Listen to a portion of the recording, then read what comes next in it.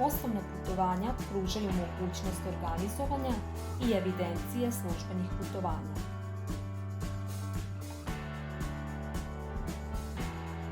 Odabirom opcije Poslovna putovanja prelazite na ekran koji prikazuje sva vaša poslovna putovanja. Pritiskom na neko već napravljeno putovanje aktivira se ekran u kojem možete da izmenite podatke o poslovnom putovanju.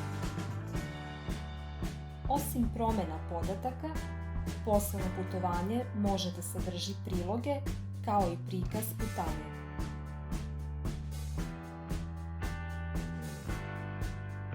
Pritiskom na Prikaži putanju otvara se mapa sa ucrtanom putanjom do odredišta poslovnog putovanja.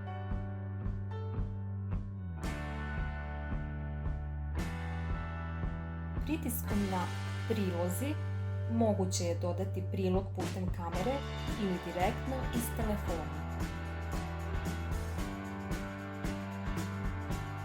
Zajedno sa samim prilogom potrebno mu je odrediti kategoriju, smeštaj, ishrana, prevoz, uneti iznos kao i valutu troškova.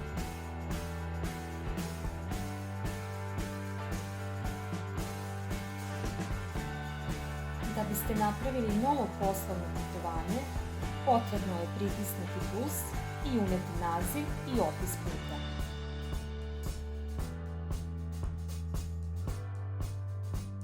Osim ovog unosa, potrebno je odabrati lokaciju kao i vreme putovanja. Na kraju, pritiskom na dugme za potvrđivanje, poslovni put je napravljen.